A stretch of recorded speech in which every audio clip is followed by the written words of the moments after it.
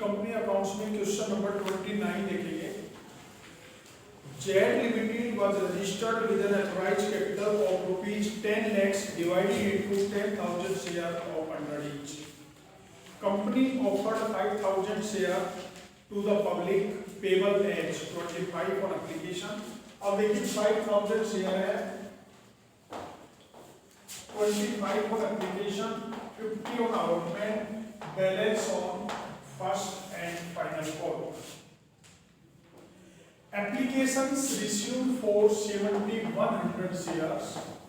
Allotment made as 4,000 share, full allotment, 3,000 share, 1,000 share and 100 share nil. Thereafter, rupees 1,85,000 received on allotment and rupees 1,50,000 received on calls. देखिए, तो देखिए इस question में 5,000 share issue किए हैं, application receive हुई है 4,100 के, ये 7,100 शेयर के लिए। तो क्या किया है, 4,000 को फुल मीन्स 4,000 शेयर मिले हैं, 3,000 को 1,000 शेयर मिले हैं और 100 को कोई भी शेयर नहीं दिया है, यानी रिफ्यूज कर दिया है। ठीक है, तो देखिए सबसे पहली जब जर्नल एंट्री करेंगे, bank account debit to share application 7,100 into 25, 1,77,500, 1,77,500 4 share application money ratio. इसके बाद क्या करेंगे, share application account debit 1,77,500 to share capital 5,000 share into 25, 1,25,000 to share allotment. अब देखिए 2 शेयर अलॉटमेंट में 3,000 को 1,000 मिले हैं, तो 2,000 शेयर के एक्सेस मनी है, उसको हम क्या करेंगे, अलॉटमेंट में एडजस्ट कर देंगे। तो 2,000 इंटू 25, 50,000 रुपए हम अलॉटमेंट में एडजस्ट कर देंगे। और 100 शेयर को कुछ भी नहीं मिला है, तो 100 शेयर इंटू 25, 2,500 रुपए बैंक में रिटर्न कर देंगे टू बैंक।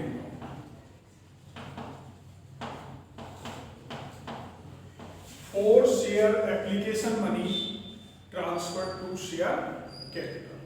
अब हम क्या करेंगे, अलॉटमेंट मनी ड्यू करेंगे, share allotment account debit to share capital 5,000 share at rate of 50, 50 रुपए का अलॉटमेंट है, 2,50,000, 2,50,000 bank account debit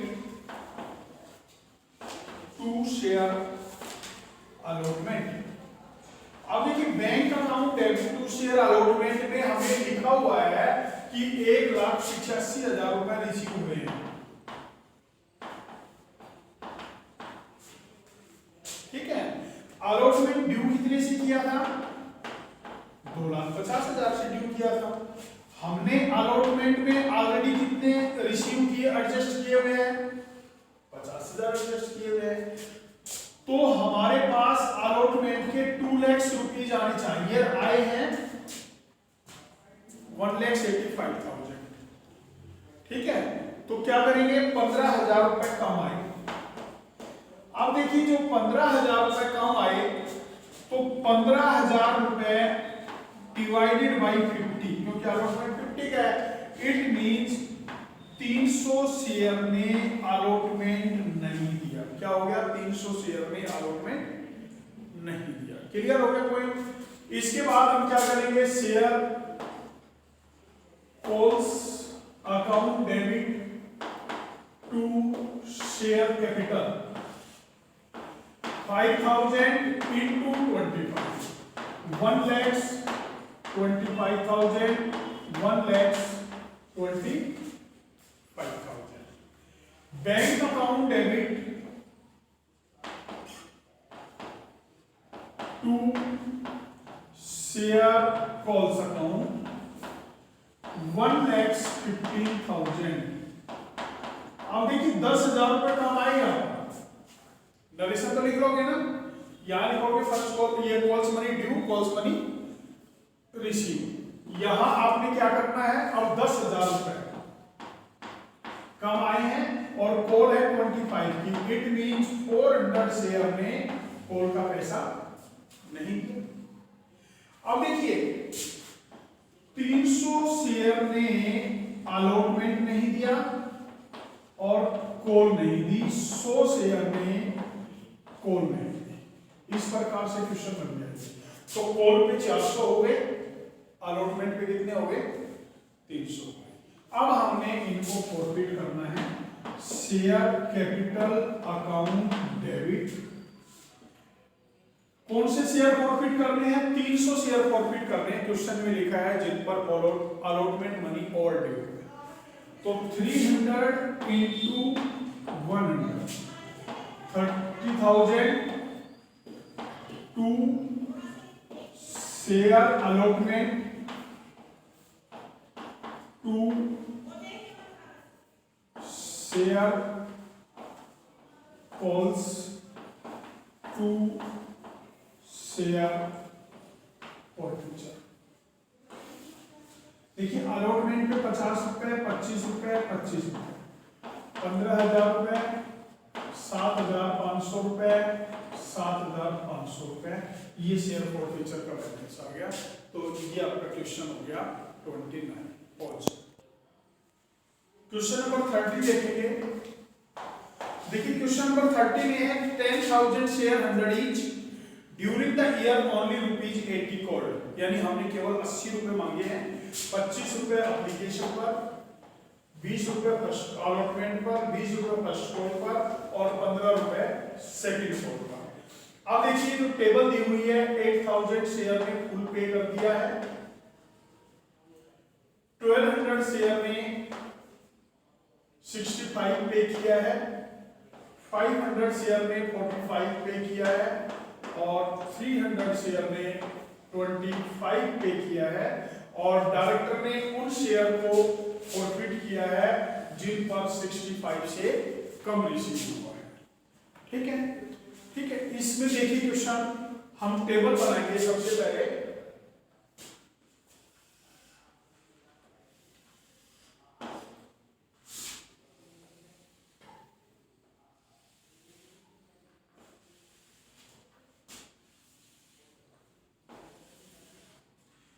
application, allotment, first call, second call, 25, 20, 20, 50.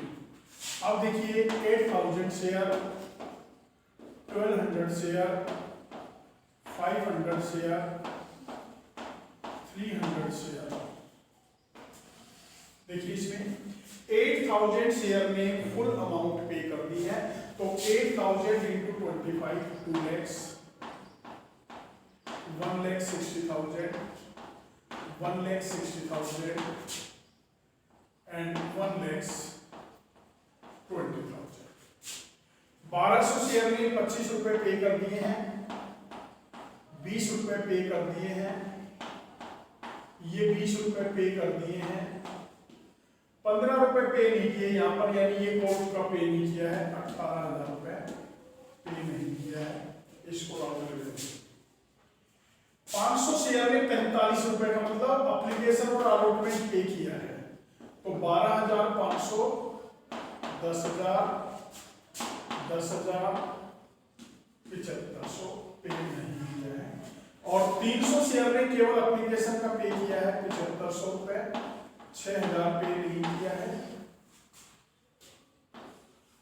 ये 6,000 पे नहीं किया है और ये 4500 रुपए पे नहीं किया। अब देखिए यहां लिखेंगे अमाउंट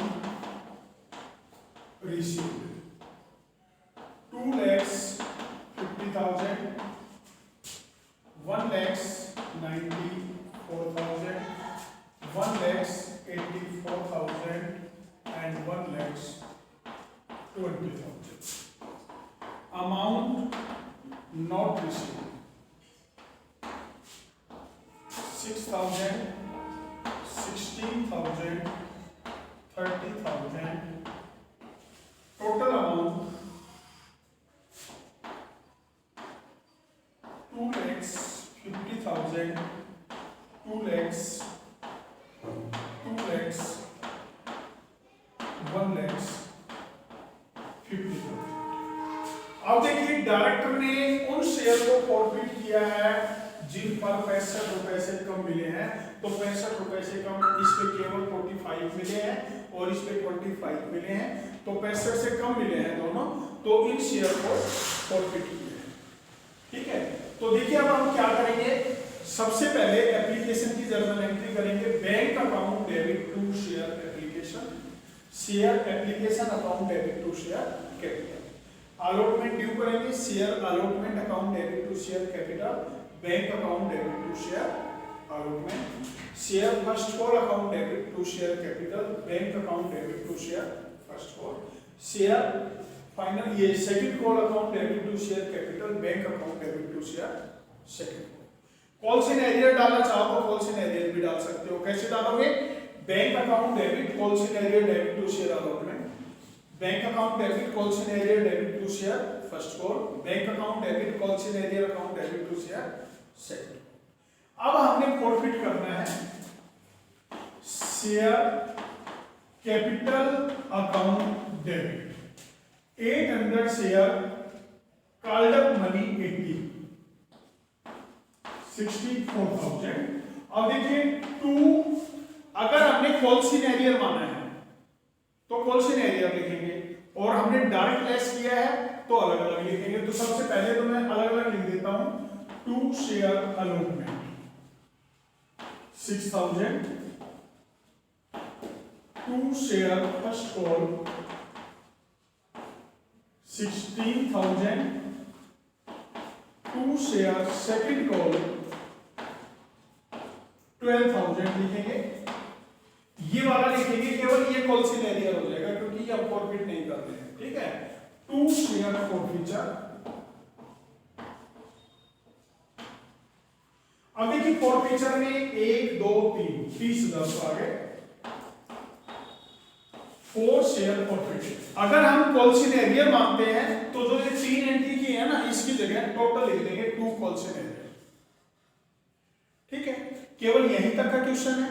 अगर मान लीजिए हम इसको आगे रेशियो करते हैं तो रेशियो के हिसाब से आगे की ट्रांजैक्शंस हो जाती है, लेकिन इसमें रेशियो का पोर्शन गिवन नहीं है। ठीक है, क्वेश्चन नंबर 40 देखेंगे। Paliwal export limited with A share capital of ₹10 lakhs divided into 20,000 share 50 each offer the sales to the public agent। 15 रुपए एप्लीकेशन पर है, 15 रुपए फर्स्ट कॉल अलॉटमेंट पे है, 10 रुपए फर्स्ट कॉल पे है, 10 रुपए सेकंड कॉल। ठीक है, 50 रुपए का शेयर है और 20,000 शेयर है।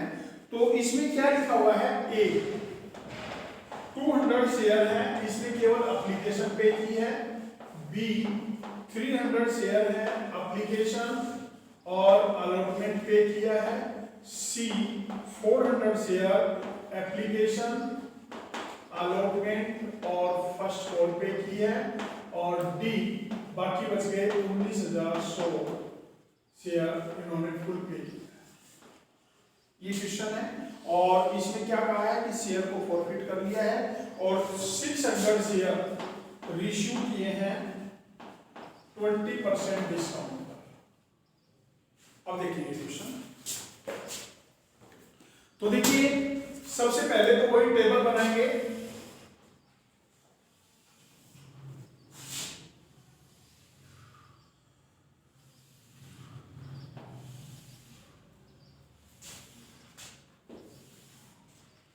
एप्लीकेशन 15 रुपए, अलॉटमेंट 15 रुपए, फर्स्ट कॉल 10 रुपए, सेकेंड कॉल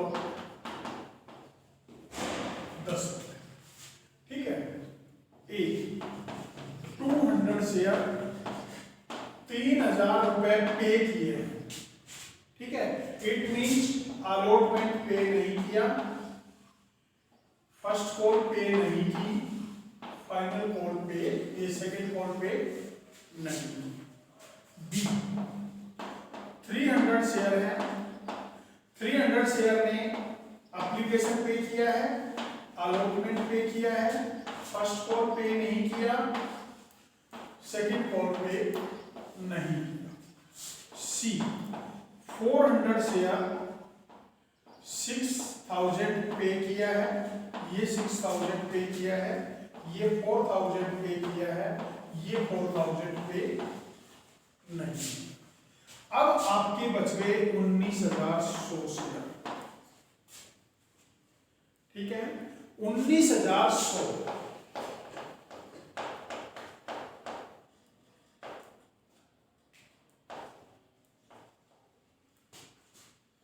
2,86,500, 2,86,500, 1,91,000, 1,91,000।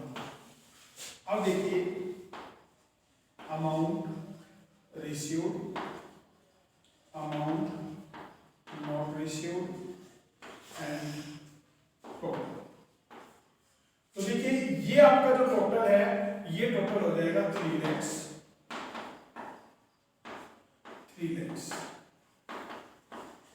ये टोटल हो जाएगा 2,97,000,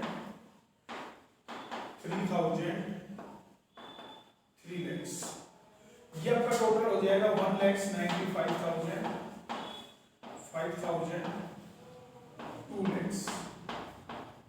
ये आपका टोटल हो जाएगा 1,91,000, 9,000, 2 lakhs।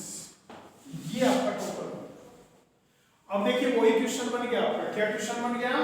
Bank account debit to share application 3 lakhs, share application account debit to share capital 3 lakhs, share allotment account debit to share capital 3 lakhs, bank account debit calls in arrear debit to share allotment. अब मैं यहाँ arrear वाला कर रहा हूँ। ठीक है, दोनों क्वेश्चन हो जाएंगे आपके।